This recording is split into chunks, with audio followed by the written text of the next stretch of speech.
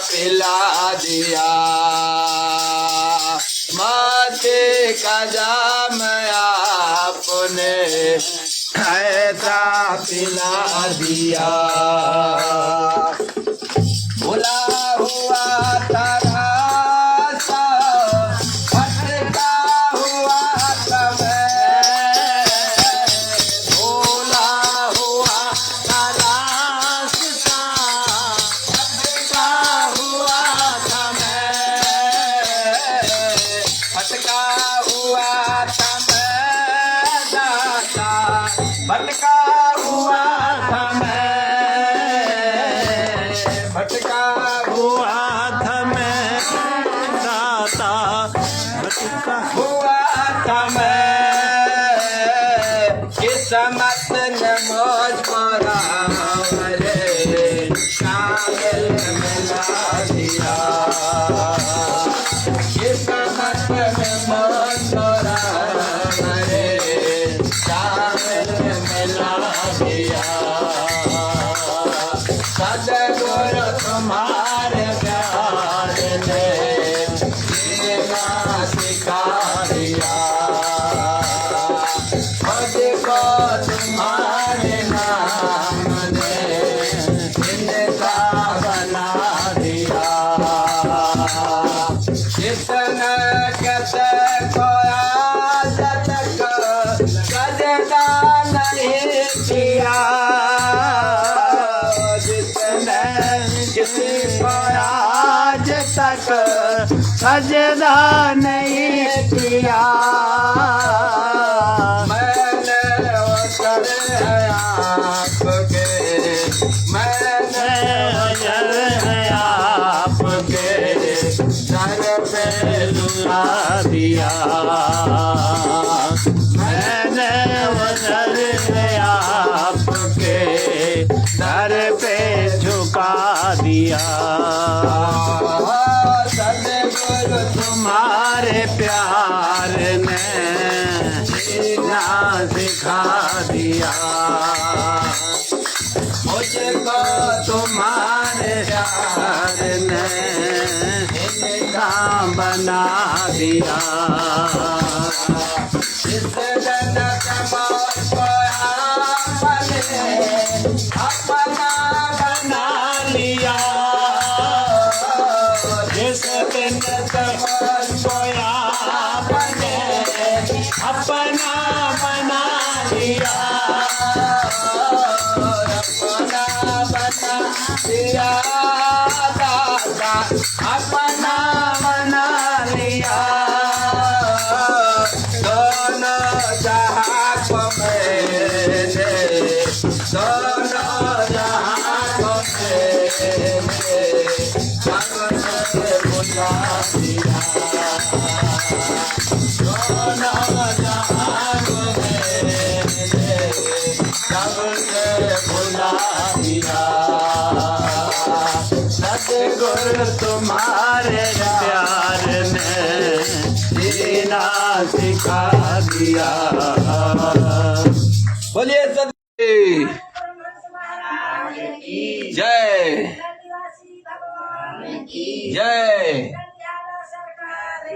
जय जय जय जय हो आज सुहानी घड़ी आई दरबार दीजिए याद सुहान लगाइए दिखाइए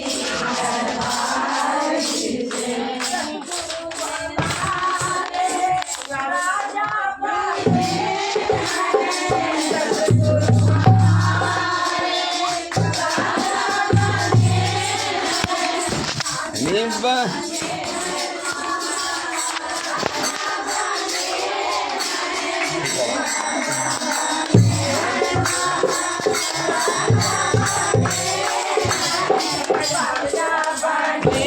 दुनिया सारी सरकार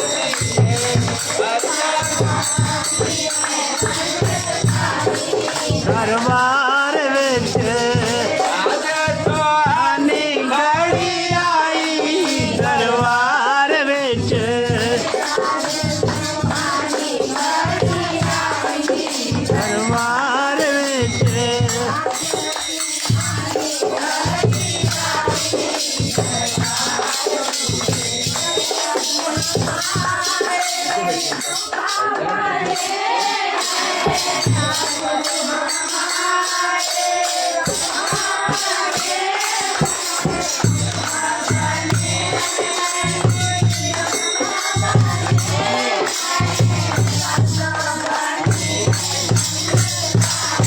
दरबार विच संगत बनी सारी दरबार विच सोहानी दरबार विच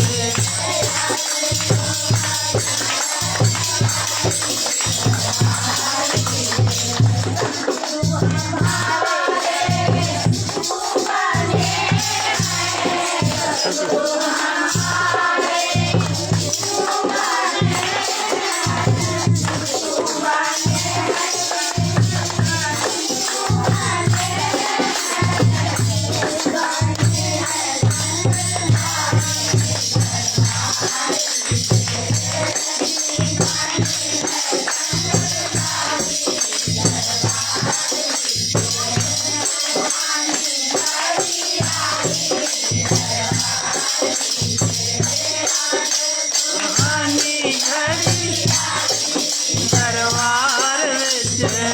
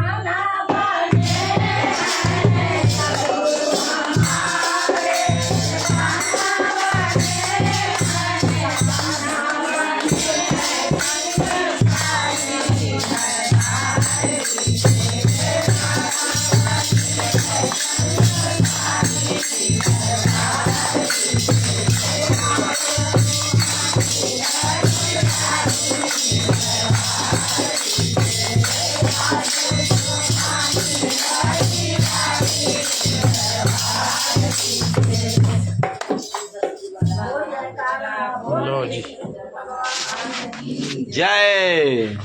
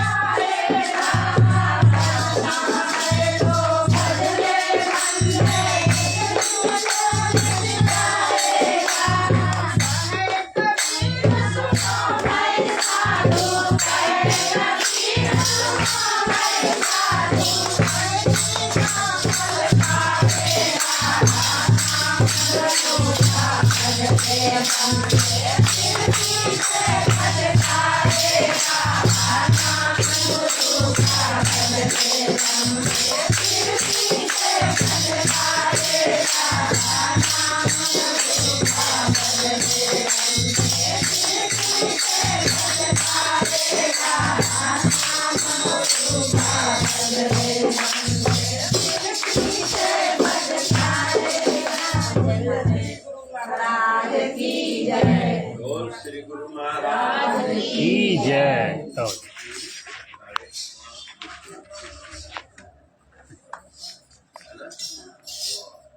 बहुत अच्छा लगा।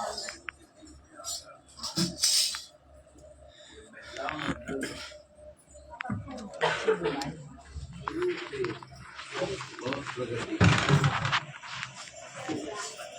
मैं तो हरसी पगार गया हुआ, वहाँ भी किसी अफसोस में ही गया था। एक पांडे जी है, उनका एक्सीडेंट पूरा हो गया।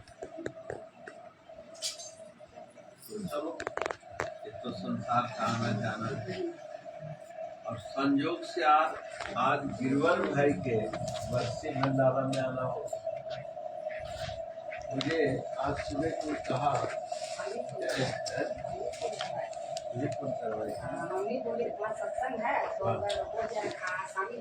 वैसे उम्मीद बहुत कम थी, लेकिन ये कि आप लोगों की इच्छा पूर्ति में हमारी वही हालत होती है जैसे बच्चों की इच्छा पूर्ति में माँ बाप की हो जाती है ना। हमने कहा चलो आराम तो आराम ही है। नहीं, आप बोले ना तुरंत इनसे पूछे ना, तो मैंने थोड़ा सा भी आनाकानी नहीं, एकदम तुरंत बोली ना कि बहुत मेरा सौभाग्य होगा कि मेरे मैंने वो आ जाते मेरे। तो हमको बहुत खुशी लगा कि देखा ये हमारे मैंने कुछ नहीं बोली, मैं तुरंत बोली हमारे मैंने आएंगे तो मैंने आज बहुत अच्छा होगा कि मेरे मगर फिर दोबारा फोन पे बोले कि सब फोन नहीं मेरा बहुत सौभाग्य है आने के लिए। तो आज गिरवर भाई के बहुत सारी स्मृतियां स्मरण में आती हैं। देखो सनातन धर्म में ये जन्मदिन या अवसान दिन, बरसी भंडारा, ये क्यों मनाया जाता है? इसके पीछे रीजन यह है कि हम सब इस वर्तमान में आसक्त न हो जाए। वर्तमान यानी जो आपका मौजूदा समय है, इसमें कहीं तुम भटक न जाओ, खो न जाओ। क्योंकि वेद पुराण अन्य ग्रंथों के पढ़ने पर तो एक संकेत मिलता है, लेकिन वही क्रिया अपने घर में हो तो हकीकत रहे। है कि नहीं? कोई बच्चा जन्म ले, एक अज्ञात शक्ति तेरे घर में जन्म लिया, भविष्य में क्या करेगा क्या नहीं करेगा सब उसके ऊपर पर्दा पड़ा होता है कि नहीं। लेकिन हर शिशु के माँ बाप पूरी लगन से सेवा करके परवरिश करते हैं, पालते हैं, बड़ा करते हैं। और जब कुछ ऐसी दुखद घटनाएं घट जाती हैं तो इसमें भी प्रेरणा मिलती है कि वो मेरे साथ रहते थे, मेरे साथ खेलते थे, खाते पीते थे, लेकिन इस संसार से वो लेकर क्या गए।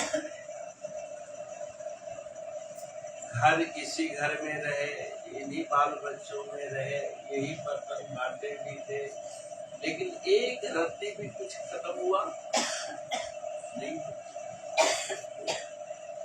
इसीलिए कहा आया है सो जाएगा, राजा रंग फकीर, एक सिंहासन चढ़ चले एक बंधे। सिंहासन का मतलब है जिसका जस कीर्ति समाज में फैला हो, समझो सोने के सिंहासन पर,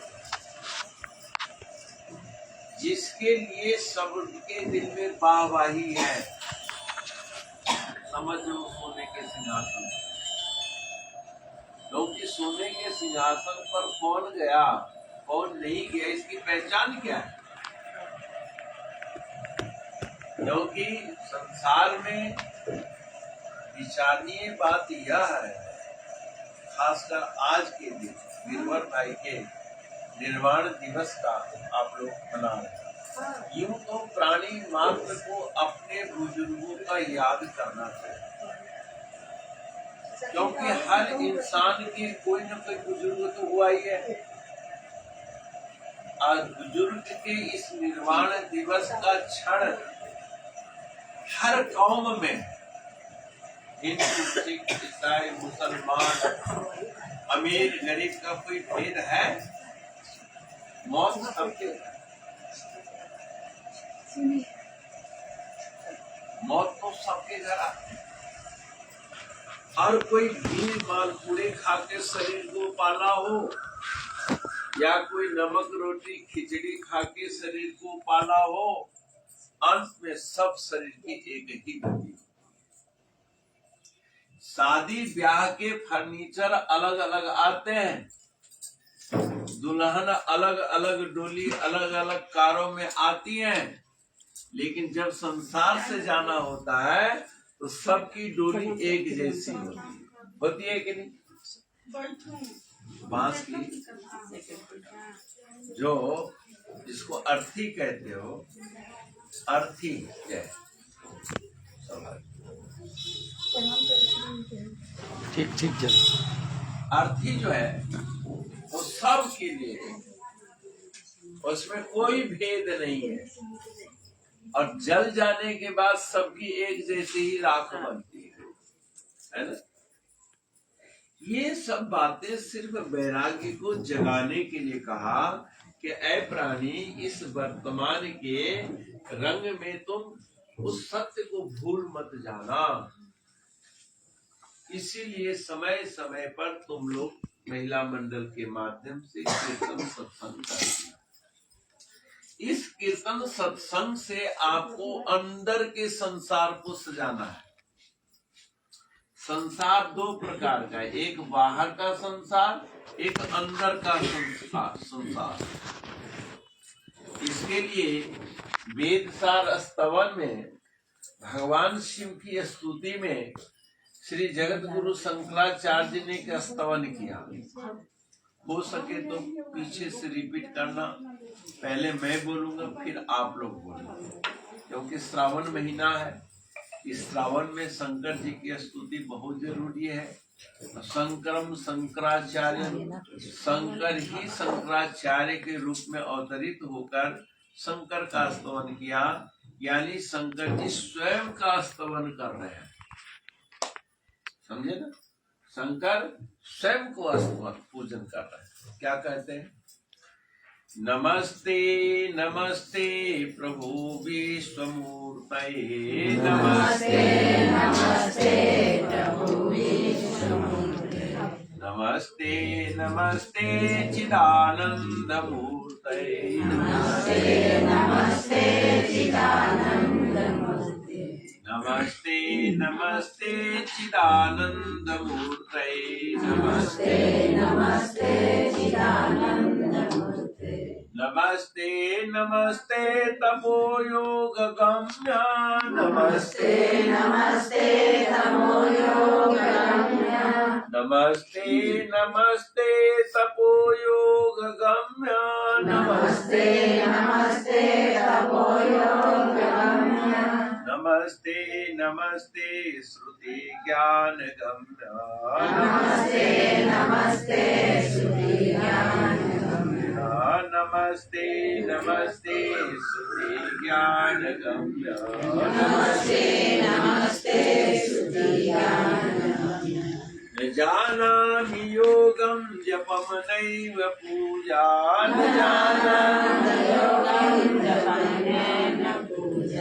जानामि योगं जपं नैव पूजा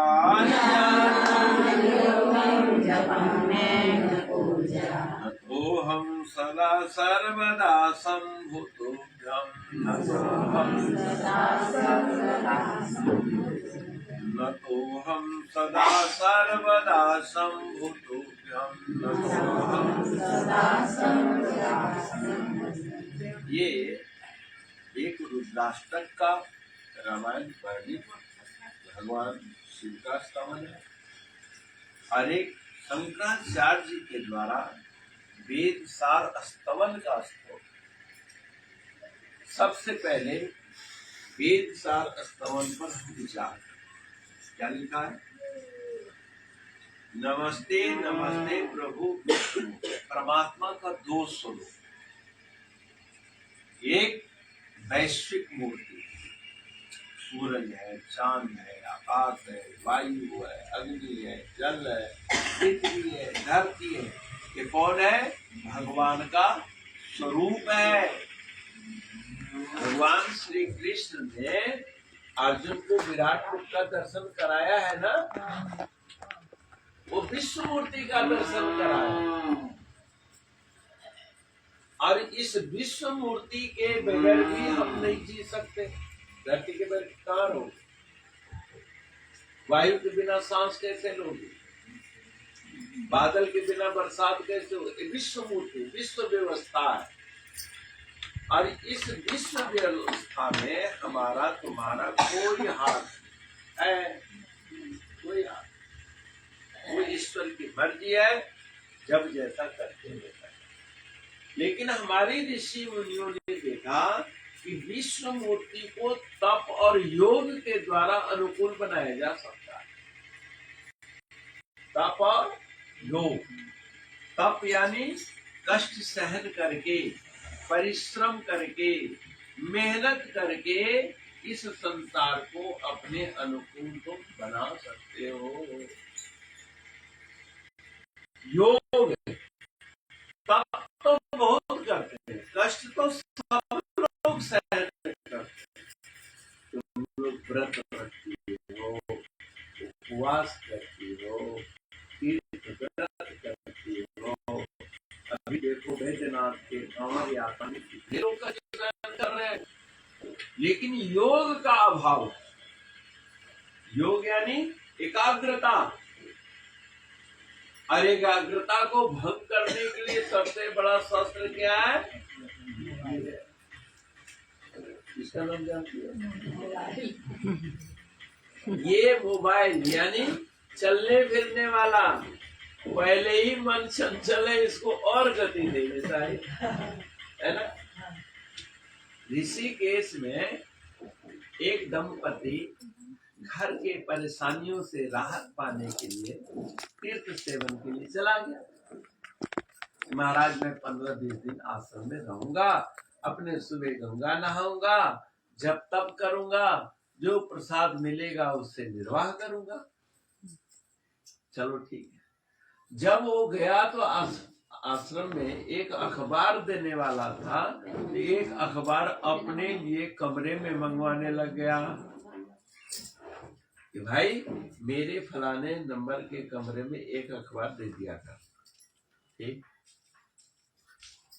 मन नहीं लगा तो एक छोटा सा ट्रांजिस्टर ले लिया, समझिए, और दिन भर ट्रांजिस्टर सुने, दिन भर अखबार पढ़े, सुबह शाम आरती करे। जब जाने का टाइम हुआ तो महाराज जी ने पूछा, भाई कोई फर्क पड़ा? इतने दिन तुमने साधना करी, तीर्थ सेवन किया, महाराज कोई खास लाभ नजर नहीं आता है। बोले क्यों नहीं नजर आता है? क्योंकि तीर्थ में अध्यात्म की खेती होती है, समझिए। एक कभी भरमाड़ आश्रम में मैं था, वहाँ कुछ लोग पूना से, चंडीगढ़ से, विभिन्न क्षेत्रों से लोग आते हैं 2 दिन, 4 दिन, 5 दिन रहने के लिए। कभी आप लोग भी पूरा मेला खेला लेंगे है ना? माघ में आएंगे, माघ में आएंगे। माघ में। जरूर समझ गए? अभी तो हम की छुट्टा रहना यार। चलो अच्छी बात, आना चाहिए। तो सुबह हम लोग घूम रहे थे, वहां एक रुद्राक्ष का वृक्ष है। जब वहां पर आए तो हमने कहा साक्षात शिव रुद्राक्ष के रूप में, साक्षात शिव का रूप बेलपत्र है। बेल का पेड़ भी शिव रूप माना गया है। समझ गए? अगर जल चढ़ाने के लिए कहीं शिव पिंडी ना मिले तो बेल के जड़ में भी जल चढ़ाने से वही पुण्य मिल जाता है। जैसे पीपल के आगे ज्योति जलाती हो तो ब्रह्मा जी और शनि देव को मिलता है, ऐसे आप बेल वृक्ष के नीचे ज्योति जला दो सोमवार को या प्रतिदिन, तो शिव की आराधना होती है। त्रिदलम, 3 दल वाला बेलपत्र है ना। तो वो बहन जी पूछी, यहाँ बहुत शांति है, बहुत आनंद है। अच्छा, तो हमने कहा बच्चे, बहन जी इस गेट के अंदर ना अध्यात्म की खेती होती है, भक्ति की खेती होती है, और ये गुरु घर के मुख्य गेट के बाहर माया की खेती होती है। माया, लोभ, क्रोध, निंदा, चुगली, मेरा तेरा का खेती जो है आश्रम के गेट के बाहर, यहाँ से लेके पूरे संसार तक जितने भी धर्म स्थान है उनके अंदर, गेट के अंदर क्या खेती होती है? अध्यात्म की खेती, भक्ति की खेती होती है। बोले कैसे? यहाँ भी तो खाना बनता है तो हल्दी नमक मिर्च मसाला डालते ही है। आश्रम है, वही लकड़ी वही चूल्हा, तो अध्यात्म की खेती कैसे होती है? हमने कहा देखो, इस गुरु घर में आए हुए मुझे 52 साल हो चला। ये डालते जब से मैं गया था पहले, है ना, 1973। चलो संजोग था। इतने साल तक हम लोग इस आश्रम में मेहनत करी, और संभव है कि तुम अपने घर में जितना मेहनत नहीं करते उससे ज्यादा हम लोगों ने मेहनत करी। तुम्हारे घर में कितने रिश्तेदार आते हैं? 2, 4, 10 के साथ, और हमारे यहाँ कितने रिश्तेदार आते हैं? हजारों की संख्या में। हमारे यहाँ के दरबार में जो रिश्तेदार हैं वो असंख्य हैं, और तुम्हारे यहाँ सीमित है। तुम्हारा संबंध जो है लोटा की तरह है, और हमारा विशाल कुआं की तरह है। ये फर्क है। हम लोग रात दिन यहाँ मेहनत कर रहे हैं, लेकिन आंख बंद करते हैं तो मेरे को ये ध्यान नहीं होता है कि मेरा कमरा है, ये मेरा आश्रम है। ये सब गुरु महाराज जी का है। क्यों? कि रेवेन्यू रिकॉर्ड में हमारा कहीं नाम नहीं है। ठीक है ना? हम लोग आश्रम को अपना कहते हैं, लेकिन आंख बंद करते हैं तो महाराज जी नजर आते हैं। अब तुम रात दिन कहते हैं बच्चे सब भगवान के हैं, घर भगवान का है, महाराज जी का है। जब आंख बंद करती हो तो क्या नजर आता है? सब मेरा है। कैसे हो क्या? क्यों? कि रिकॉर्ड नाम है तेरा। तो आश्रम में चाह कर की भी ममता नहीं जुड़ सकती, और गृहस्थ में चाह करके भी निष्काम नहीं हो पाता। ये बड़ा कठिन काम है। महाराज जी ने उस भक्त से कहा कि तू अध्यात्म की खेती में आया और तेरे को यहाँ कुछ लाभ नहीं आ गया, कोई खास खबर नहीं हुआ। तेरे तो उस चीते की तरह है कि मुंह में तो है नमक की डली और घूम रहा है तो मिश्री के बाढ़। तो शाम को तो खारा ही खारा पानी आएगा। बोले तुम यहाँ रह के क्या करते रहे बताओ? हम तो सुबह तुमको नहाते हुए देखे कि गंगा में हर हर गंगे नहा करके आ रहे हो, फिर तुम शंकर जी को जल भी चढ़ा रहे हो, गुरु महाराज जी के आरती भी कर रहे हो, बाकी तुम क्या करते हो? महाराज जी मैं अखबार लगा लिया था मन को बहलाने के लिए। तो सुबह उठते ही तू तो संसार का बीज अपने अंदर चकरा था रे। फिर तूने ट्रांजिस्टर भी लिया, तो तन को यहाँ रखा, मन को संसार में रखा। स्वाद नहीं ना है यार। यहाँ रहने का मतलब यहाँ रहो।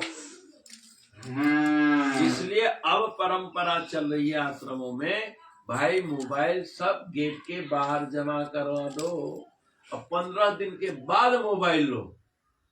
तो महाराज इतने दिन हम घर से अलग रहेंगे, यहाँ क्या के लिए आए? जब घर में ही रहना है तो घर में रहे। और मान लो घर में 19-20 कुछ हो ही रहा है, तो तुम यहाँ रहकर क्या करोगे? कुछ कर पाओगे सिवाय कल्पना के? तुम तप कर रहे हो लेकिन योग नहीं कर रहे हो। तप और योग में अंतर है। योग का मतलब जो टेलीविजनों में तुम एक्सरसाइज कहते हो, वो योग नहीं होता। योग के 8 क्रम है। तो सबसे पहला मानव जीवन के विकास के लिए, व्यक्तिगत विकास के लिए, देखो, एक पारिवारिक विकास, सामाजिक विकास और राष्ट्रीय विकास कहलाता है, और एक विकास व्यक्तिगत कहलाता है। और जब तक तुम व्यक्तिगत विकास नहीं करोगे तो पारिवारिक, सामाजिक और राष्ट्रीय विकास में योगदान रखते नहीं करता। जैसे तुम छोटे बच्चे को स्कूल में पढ़ने के लिए भेजते हो, नर्सरी में, बताओ परिवार को उससे फायदा होता है? उसके पढ़ने से कोई फायदा है? कोई फायदा। उसका व्यक्तिगत विकास है। और भविष्य के विकास को हम लोग अंदाज लगाते हैं, लेकिन वो बेटा भविष्य को नहीं सोचता है और इसको नहीं जाना चाहता है। माँ बाप जबरदस्ती जोर जुलूम करके उसको किसी तरह से स्कूल में पढ़ पढ़ बेटा, पढ़ पढ़ पढ़।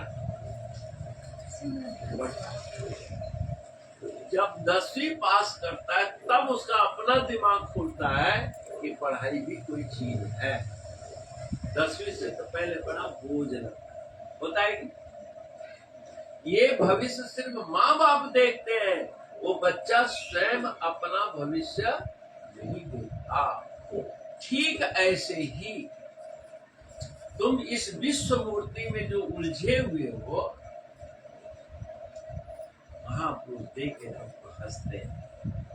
ये कैसे जो छोड़ के चले जाना है, गिरवर भाई छोड़ के चले गए, फिर भी तुम उलझे हुए इस माया में।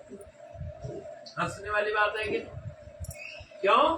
कि निज पढ़ाई नहीं है, आत्म पढ़ाई नहीं है, उसको पढ़ना है। पढ़ना है, लेकिन अब संतों ने भी अजब गजब कर दिया। ये कथा पढ़ोगे तो ये फायदा होगा, ये व्रत रखोगे तो ये फायदा होगा, ये व्रत रखोगे तो दुश्मन मर जाएंगे, ये फायदा होगा तो उसका काम बिगड़ जाएगा, है ना? निष्काम भक्ति हो रही बात? वहाँ कोई निष्काम भक्ति नहीं है। देवी देवताओं का संतों ने दोयम दर्जा दिया, ये तेरे व्यवहारिक कार्य में सहयोगी तो है, लेकिन आत्मिक शांति में इन देवी देवताओं का कोई योगदान नहीं। जैसे तुम लक्ष्मी पूजा करो तो कहते हमारे यहाँ खूब धन बढ़ेगा, हनुमान जी की पूजा करो तो कहोगे तो हमारे यहाँ बहुत ताकत आएगी, है ना? ताकत आएगी।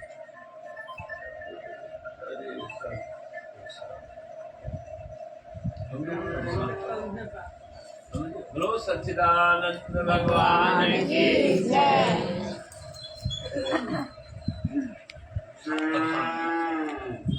तो गुरु लोग क्या कहते हैं कि निज कृत कर्म भोग सब भ्राता, को काहू नहीं सुख दुख दाता। कोई किसी को दुख और सुख देने में समर्थ नहीं है, अपने कर्म का फल हम लोग भोगते हैं। तो देवी देवता फिर क्या करते हैं? देवी देवता सिर्फ इतना ही करते हैं तुम्हारे प्रारब्ध तो वो भी नहीं बढ़ा सकते। कभी हॉस्पिटल में गए हो ना और डॉक्टर ने लाइन लगाया है और तुम्हारा 10वां नंबर है, बहुत बेचैन है, तो वहां का देवता कौन है? चपरासी। जो आवाज देता है वो फैलवा को ऊपर नीचे कर देता है ना? देखना तो है डॉक्टर ने, लेकिन वो सिर्फ तुम्हारे प्रारब्ध को ऊपर नीचे कर देती है। ये जितने देवी देवता हैं ये चपरासी की तरह है, कितना जप करोगे तो खुश होंगे। चपरासी भी कहते ना पेपर वेट दो, ऐसा सुना है। उसे क्या फायदा होगा? 2 घंटा बैठना नहीं पड़ेगा, आधा घंटा में आएगा, इतना ही फायदा हो। लेकिन जो रोग है वो नहीं ठीक होने वाला है, वो तो दवाई से ही ठीक होगा।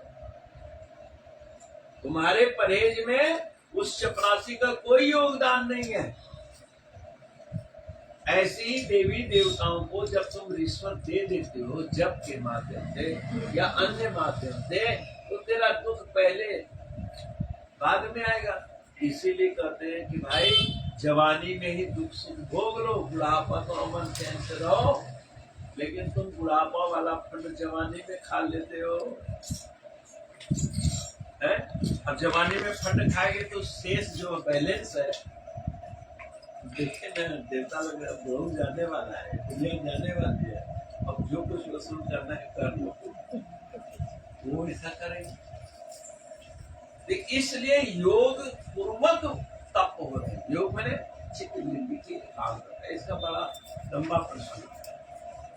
योग का एक कड़ी में समझा ही देता हूँ, शायद तुम्हारे किसी काम आ जाए। योग की पहली कड़ी है, पहली सीढ़ी है यम। क्या है? यम। वैसे अष्टांग यम, नियम, आसन, प्राणायाम, प्रत्याहार, धारणा, ध्यान, समाधि, ये अष्टांग योग कहलाता है। यानी 8 अंग से मिलकर योग पूर्ण संपन्न होता है। इसमें यम जो है व्यक्तिगत विकास के लिए, ओनली व्यक्तिगत। जैसे सत्य, 5 विभाग में पहला क्या है? सत्य, अहिंसा, अस्तेय, ब्रह्मचर्य और अपरिग्रह। ये हुआ आध्यात्मिक विश्लेषण। व्यवहारिक पक्ष क्या है इसका? सत्य परायण बन। अच्छा, तुम लोगों से कोई झूठ बोले, तुम्हारे बेटा बेटी झूठ बोले, पति पत्नी झूठ बोले, पड़ोसी झूठ बोले, अच्छा लगता है? झूठ खा गए, ऐसे बहुत झूठ बोलते हैं। अपने बेटे को भी 2 थप्पड़ ज्यादा, सच बोल। यानी सत्य का प्रयोग हम तो चाहते हैं, लेकिन हम अपनी चतुराई से बात करते हैं, महापुरुष करते हैं। तू तो उसको थप्पड़ मार दिया, क्या करें? क्या तुम झूठ बोलते? तन मन धन सब मेरे को देते हो और मेरे देते हुए दिल झड़कता तेरा है, तो झूठ बोल रहे हो कि नहीं? है प्रत्यक्ष झूठ है ना। सब संसार के मालिक कौन है? एक भगवान। और रजिस्ट्री में किसका नाम है? हमें सत्य। सत्य। उसके बाद अहिंसा। अहिंसा का मतलब है तुम किसी के द्वारा दुखी मत हो और तुम्हारे द्वारा कोई और दुखी न हो। समझिए। अब बारात में जो लोग खाना खाने जाते हैं वो घरता के कारण पेट खराब करते हैं या अपने स्वाद के कारण पेट खराब करते हैं? अपने स्वाद है? अपने स्वाद के कारण। भाई वो बराती तो लगा दिया है स्टॉल, अब तुमको क्या खाना है क्या नहीं सोचना, अपना दिमाग लगाओ ना, योग करो। हित अनहित पशु भी जाने, लेकिन मनुष्य अपना हित भोजन में नहीं जानता। और जब भोजन आ जाए ना, एक दफा मैं पकौड़ा बना दिल्ली से, फूल था और फूल का पता को हमने चलाया तो बड़ा टेस्टी लगा, तो हमने बेसन घोल के उसका पकौड़ा बनाया और स्वामी जी को खिलाया। टेस्ट, बोले काहे का पकौड़ा बनाए हो? बोले मुझे तो पता नहीं काहे का, लेकिन है बड़ा टेस्ट। बोले हर टेस्टी अच्छी थोड़ी ना होती है। क्या खाने का विधान कहीं लिखा है शास्त्रों में, या किसी से सुने हो? हमने वो फूल है उसका पता है। बोले नहीं नहीं, उसका पता नहीं था। यानी हर टेस्टी, हर पसंद आपके हित में ही हो, इसकी कोई गारंटी नहीं है। अहिंसा रीति है, ना तुम बच्चों को सताओ, ना बच्चों के द्वारा तुम सताए जाओ। ये काम शुद्ध साधना। उसके बाद आता अस्तेय। अस्तेय का मतलब है किसी की वस्तु उसके बगैर मर्जी के उठा लेना, यानी चोरी। चोरी भी नहीं करनी चाहिए। साहित्यिक चोरी है, पंथ की चोरी है, सिद्धांत की चोरी है। चोरी मतलब रुपया पैसे ही थोड़े ना होता है। लड़का स्कूल में चोरी करके पास हो जाता है, वहां विद्या की चोरी। बताओ, अगर लेके लिखी लिया तो उसका क्या बिगड़ता है भाई? लेकिन रिजल्ट गलत हो जाए, उसकी योग्यता नहीं है, पर योग्य घोषित कर देना। जैसे काल नेमी साधु नहीं है, लेकिन उसको साधु मान लिया, गड़बड़ हो गया। इसलिए क्या कहा? अहिंसा अस्तेय। अब तीसरा जो चौथी कड़ी जो है वो है ब्रह्मचर्य। ब्रह्मचर्य का मतलब है शक्तिवान बनो, मेधावान बनो। जैसे कृष्ण भगवान मक्खन खा के शरीर, टाइम क्या हो गया भाई? अब कुमकुम की आवाज आ रही है। कुमकुम की आवाज का मतलब 6 बजे। जैसे अभी मनोज कह रहा था ना, जब गाय धोने का टाइम होता तो भाती है, तुम्हारे भी छुट्टी का टाइम। बोल श्री गुरु महाराज की जय। ब्रह्मचर्य का मतलब है शारीरिक शक्ति, बौद्धिक शक्ति और घर की संपन्नता। घर के प्राप्त धन को व्यय न करना भी एक ब्रह्मचर्य है, याद रखना। उससे क्या होगा? घर में मजबूती रहेगी, घर में खुशहाली रहेगी, कोई आएगा तो उसकी सेवा हो जाएगी, और घर का धन व्यय हो जाएगा, ब्रह्मचर्य खंडित होगा, आर्थिक ब्रह्मचर्य खंडित हो जाएगा। तो संयम है अपरिग्रह ही परोपकार का जनक है। अपरिग्रह जो है, इसके बगैर मनुष्य परोपकारी दानी बन ही नहीं सकता। आवश्यकता से अधिक वस्तु संग्रह न करना अपरिग्रह कहलाता है। बहुत ज्यादा बोलना ये वाणी का दुरुपयोग होता है। बहुत सोचना मानसिक शक्ति का दुरुपयोग होता है। बहुत कपड़ा खरीद के भरे रखना ये अपरिग्रह धन का व्यय है। जितनी जरूरत है, नहीं कहते हो बापू अपने खाने में खाना परोसवाना ज्यादा मत लेना, ज्यादा लोग तो बर्बाद हो जाएगा। ऐसे ही अपने दिल दिमाग में प्राप्त धन का उतना ही उपयोग करो जितना तुम्हारे लिए आवश्यक है। अब आदमी कहता है इतना हम कमाए हैं मेहनत से, ऐसे गंवा दें? नहीं, गंवाना नहीं है, उसको जो है परोपकार में लगाना है। परोपकार का मतलब जिस समाज में जिसकी जो आवश्यकता है उसकी पूर्ति करो।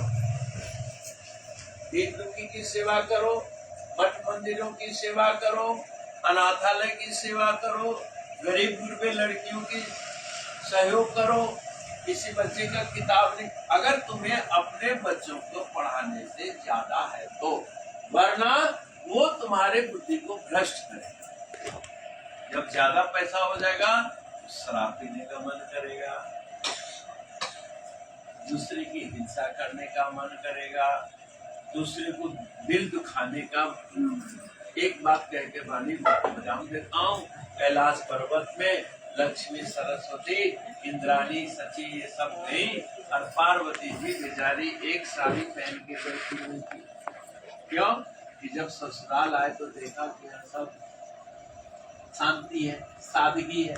भगवान शंकर कोई पैंट शर्ट तो पहनते नहीं थे, वो तो बागंबर पहनते थे और बभूति मलते थे, कोई पाउडर भी नहीं लगा।